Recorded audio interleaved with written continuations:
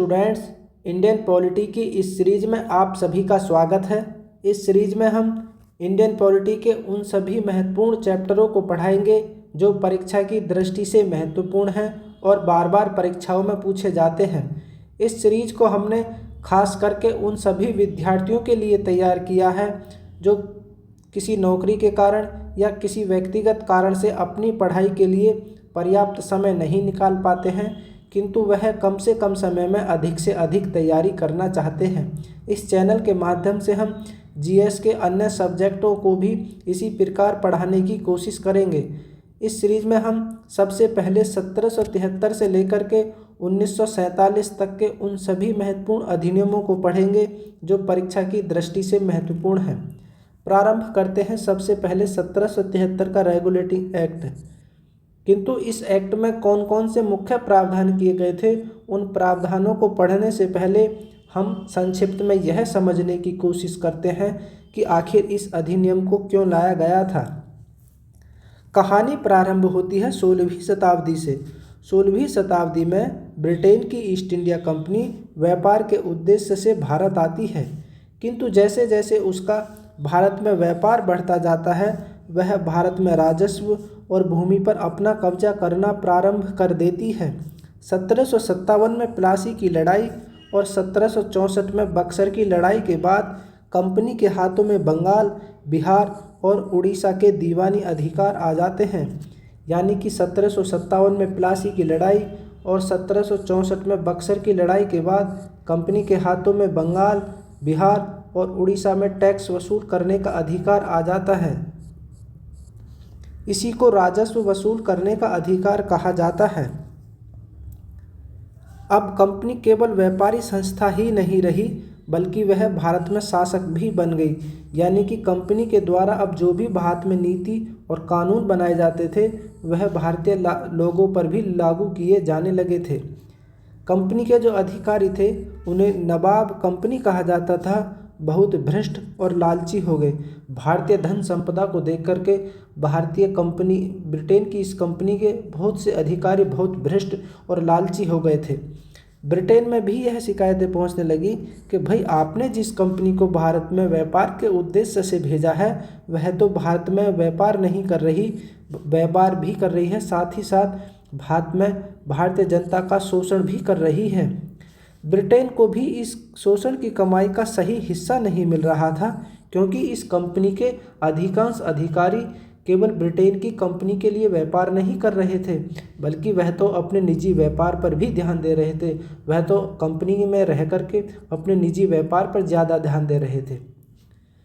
इस कंपनी के अधिकारी अपने निजी व्यापार के लिए भारतीय जनता पर अत्याचार कर रहे थे और इससे कंपनी की छवि और ब्रिटेन की साख भी गिर रही थी, क्योंकि इस कंपनी के जो अधिकारी थे वो अपने निजी व्यापार के लिए इस कंपनी का नाम खराब कर रहे थे, भारत में भ्रष्टाचार फैला रहे थे और कंपनी में अनेक प्रकार की अनैतिक गतिविधियां चल रही थी, जिससे कि इस कंपनी की छवि खराब हो रही थी कि भाई ये जो कंपनी है ब्रिटेन की यह बहुत भ्रष्ट है, यह बहुत लालची है और यह तो भारतीय जनता का शोषण कर रही है। दूसरा, भारतीय लोगों में यह सोच बनने लगी कि भाई ब्रिटेन तो एक गरीब देश है, एक कंगाल देश है, एक ऐसा देश है जो भारतीय धन संपदा को लूट लूट कर अपने देश ले जा रहा है, जबकि ब्रिटेन की सरकार ने तो ब्रिटेन की इस कंपनी को भारत में व्यापार करने के उद्देश्य से अनुमति दी थी, न कि भारत में कोई भ्रष्टाचार या भारतीय धन संपदा को लूट लूट कर ब्रिटेन ले जाने के लिए।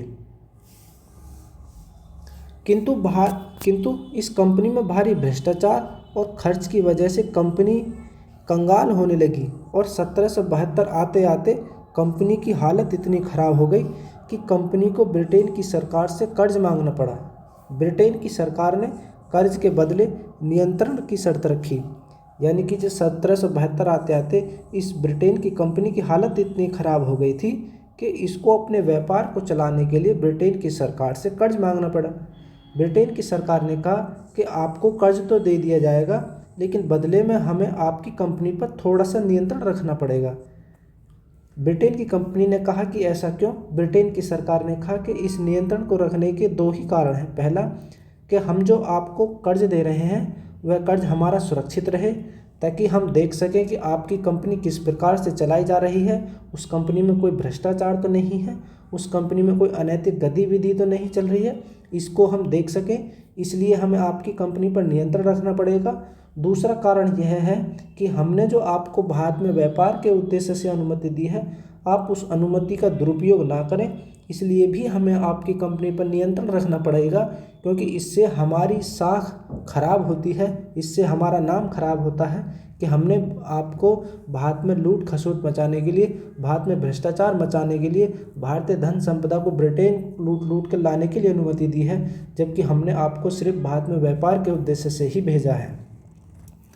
इसलिए कंपनी चाहती थी कि कंपनी पर नियंत्रण करके उसके दुरुपयोग को भी रोका जाए।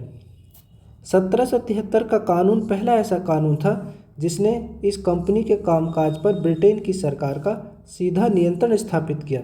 यानी कि 1773 के रेगुलेटिंग एक्ट से पहले ब्रिटेन की सरकार ने ब्रिटेन की इस कंपनी के किसी भी मामले में कभी भी कोई हस्तक्षेप नहीं किया था। इस 1773 के अधिनियम को रेगुलेटिंग एक्ट भी कहा जाता है, क्योंकि इसका उद्देश्य कंपनी को नियंत्रित करना था। और दूसरा, इस समय तक कंपनी ने भारत के कुछ क्षेत्रों पर राजनीतिक और प्रशासनिक अधिकार भी प्राप्त कर लिए थे। यानी कि इस समय तक कंपनी ने बंगाल, बिहार, उड़ीसा, बम्बई और मद्रास में अपने अधिकार प्राप्त कर लिए, और वहाँ यह तय करने लगी कि वहाँ का राजा कौन होगा, वहाँ प्रशासन कौन चलाएगा, और वहाँ किस प्रकार की नीतियाँ चलेंगी, किस प्रकार वहाँ राजा होगा। तो यह सभी निर्णय वहाँ यह ब्रिटेन की कंपनी लेने लगी थी। इसलिए बोला जाता है कि इस समय ब्रिटेन की कुछ कंपनी का वहाँ राजनीतिक और प्रशासनिक नियंत्रण हो गया था। यही तय करने लगी थी कि वहाँ का राजा कौन होगा और वहाँ कौन सा प्रशासन, किस प्रकार का प्रशासन वहाँ चलाया जाएगा। ये सभी निर्णय ब्रिटेन की यह कंपनी ही लेती थी उस क्षेत्र से संबंधित। अब देखते हैं कि आखिर इस अधिनियम के माध्यम से कौन कौन से प्रावधान किए गए थे। इस अधिनियम में सबसे मुख्य और सबसे महत्वपूर्ण प्रावधान यह किया गया कि केंद्रीय नियंत्रण स्थापित करने के लिए बंगाल के गवर्नर को बंगाल का गवर्नर जनरल बनाया गया, और बंगाल का पहला गवर्नर जनरल वॉरेन हेस्टिंग्स था। यानी कि इस अधिनियम के माध्यम से बंगाल, बिहार, उड़ीसा, मद्रास, बम्बई, इन सभी क्षेत्रों पर एक ही व्यक्ति के नियंत्रण रखने के लिए, एक ही व्यक्ति का प्रशासन चलाने के लिए बंगाल के गवर्नर को बंगाल का गवर्नर जनरल बनाया गया, ताकि एक व्यक्ति उस संपूर्ण क्षेत्र पर नियंत्रण रख सके। इसलिए इस बंगाल के गवर्नर को बंगाल का गवर्नर जनरल बनाया गया।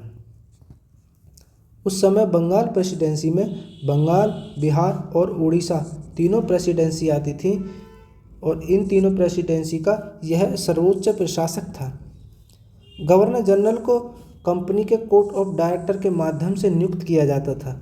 यानी कि इस गवर्नर जनरल को कंपनी के कोर्ट ऑफ डायरेक्टर नियुक्त करते थे। इसका मुख्य कार्य ब्रिटेन की नीतियों को लागू करना, ब्रिटेन की कंपनी के राजस्व और कानून व्यवस्था की देखरेख करना, कंपनी के न्यायिक और सैनिक गतिविधियों को विनियमित करना, और ब्रिटेन की सरकार और कंपनी के हितों के बीच समन्वय स्थापित करना था। क्योंकि ब्रिटेन की सरकार चाहती थी कि कंपनी अपने अधिकारों का दुरुपयोग न करे, जबकि कंपनी चाहती थी कि वह कम से कम समय में अधिक से अधिक लाभ कमाए। यानी कि कम से कम दुरुपयोग करे लेकिन अधिक से अधिक लाभ कमाए। तो इन दोनों के बीच में नियंत्रण रखने की कोशिश करता था यह गवर्नर जनरल। इस अधिनियम के माध्यम से दूसरा प्रावधान यह किया गया कि गवर्नर जनरल को सलाह और सहायता देने के लिए एक 4 सदस्य कार्यकारी परिषद गठित की गई थी। यानी कि गवर्नर जनरल को इन सभी कार्यों को करने के लिए, सहयोग और सलाह के लिए, सहायता करने के लिए एक 4 सदस्य कार्यकारी परिषद गठित की गई थी, और यह कार्यकारी परिषद गवर्नर जनरल को सलाह और निर्णयों में सहयोग करती थी। साथ ही साथ यह ईस्ट इंडिया कंपनी के प्रशासन पर नियंत्रण भी रखती थी। इस अधिनियम के माध्यम से तीसरा मुख्य प्रावधान यह किया गया कि बम्बई और मद्रास के गवर्नर को बंगाल के गवर्नर जनरल के अधीन किया गया। यानी कि इस अधिनियम के माध्यम से बंगाल के गवर्नर जनरल के अधीन मद्रास और बम्बई के गवर्नर को रख दिया। ऐसा इसलिए किया गया ताकि बम्बई में मद्रास में और बंगाल में एक ही प्रकार का प्रशासन चले। प्रशासनिक एकरूपता स्थापित करने के लिए, भ्रष्टाचार पर नियंत्रण रखने के लिए, कंपनी के राजनीतिक और सैनिक कार्यों में समन्वय स्थापित करने के लिए एक ही व्यक्ति, इनको दोनों को इस व्यक्ति के अधीन किया गया, ताकि बम्बई में अलग प्रकार की कंपनी की नीतियाँ ना चलें, मद्रास में अलग प्रकार का नीतियाँ ना चलें, बंगाल में अलग नीतियाँ ना चलें। इसी प्रकार इस अधिनियम के माध्यम से गवर्नर जनरल के अधीन बम्बई और मद्रास के गवर्नर को रख दिया गया। इस अधिनियम के माध्यम से चौथा प्रावधान यह किया गया कि ब्रिटेन की सरकार ने कंपनी के अंदर एक कोर्ट ऑफ डायरेक्टर का गठन किया गया। इस कोर्ट ऑफ डायरेक्टर में 24 सदस्य होते थे और इनको कंपनी के शेयर धारकों के द्वारा चुना जाता था। यह है कोर्ट ऑफ डायरेक्टर और यह ब्रिटेन की सरकार की तरफ से था और इसमें 24 सदस्य होते थे और इन 24 सदस्यों को कंपनी के शेयर धारक, यानी कि जिस व्यक्ति का कंपनी में पैसा लगा था, उनके माध्यम से इन 24 व्यक्तियों को चुना जाता था और इनका कार्य था कि ये कंपनी के व्यापारिक और प्रशासनिक कार्यों को संचालित करते थे, कंपनी के राजस्व, सिविल और सैनिक मामलों का प्रबंधन करते थे और गवर्नर जनरल को इन सभी मामलों में निर्देश देते थे। और ये सभी व्यक्ति ब्रिटेन की संसद के नियमों और कंपनी की नीतियों को लागू करते थे और भारत के कार्यों की नियमित रिपोर्ट ब्रिटेन की संसद को प्रस्तुत करते थे। इन सभी व्यक्तियों का यही कार्य था। इस अधिनियम के माध्यम से पांचवा मुख्य प्रावधान यह किया गया कि कलकत्ता में 1774 में उच्चतम न्यायालय की स्थापना का प्रावधान किया गया। इस अधिनियम में कहा गया कि 1774 में एक उच्चतम न्यायालय की स्थापना की जाएगी कलकत्ता में और इसका उद्देश्य था न्यायालय की स्थापना का कि ताकि कंपनी के कार्यों पर अप्रत्यक्ष रूप से नियंत्रण स्थापित किया जा सके, कंपनी कोई अनैतिक गतिविधि ना करे। इन गतिविधियों पर नियंत्रण करने के लिए ब्रिटेन की सरकार ने एक उच्चतम न्यायालय की स्थापना का प्रावधान किया गया और यह न्यायालय कंपनी के कर्मचारियों को निष्पक्ष न्याय की व्यवस्था करता था और ब्रिटेन की नीतियों को भारत में लागू करने का प्रयास करता था। साथ ही साथ यह न्यायालय ब्रिटेन के व्यापारियों और भारत के स्थानीय लोगों के बीच कानूनी विवादों को भी हल करता था। व्यापार से संबंधित यदि भारतीय व्यक्ति और कंपनी के व्यापारियों के बीच अगर कोई विवाद होता था और तो उनका भी यह समाधान करता था। साथ ही साथ यह कोर्ट गवर्नर जनरल और उसकी परिषद के कार्यों की जांच करता था, यानी कि गवर्नर जनरल किस प्रकार का निर्णय ले रहा है, उसकी काउंसिल किस प्रकार की सलाह दे रही है, किस प्रकार की सहायता कर रही है, यह भी उनकी जांच कर सकता था। यह कोर्ट कंपनी के व्यापारिक और प्रशासनिक विवादों को हल करने की कोशिश करता था, यानी कि उनको हल ही करता था। किंतु इस कोर्ट की एक मुख्य गलत बात यह थी कि इस कोर्ट के खिलाफ कोई भी निर्णयों के खिलाफ कोई भी अपील भारत में नहीं हो सकती थी। यानी कि यदि यह कोर्ट कोई निर्णय ऐसा देता था जिससे कोई सहमत नहीं होता था तो इस कोर्ट के खिलाफ अपील केवल ब्रिटेन में ही हो सकती थी, उससे पहले भारत में इसके खिलाफ कोई भी अपील नहीं हो सकती थी। और यह इस कोर्ट का एक बहुत ही गलत प्रावधान था जो नहीं होना चाहिए था, क्योंकि जिस व्यक्ति के खिलाफ इसने यह निर्णय दिया है वह व्यक्ति ब्रिटेन नहीं जा सकता था आसानी से, इसलिए उसको वह निर्णय मानने पड़ते थे।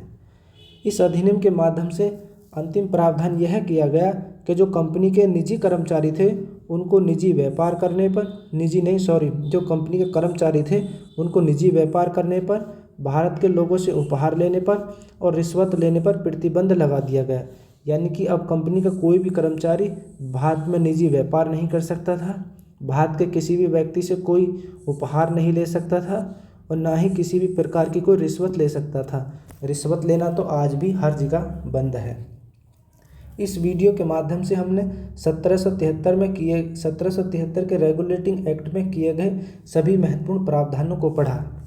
इसके बाद हम 1781 का सेटलमेंट एक्ट देखेंगे और उसमें कौन कौन से मुख्य प्रावधान किए गए थे उन प्रावधानों को पढ़ेंगे।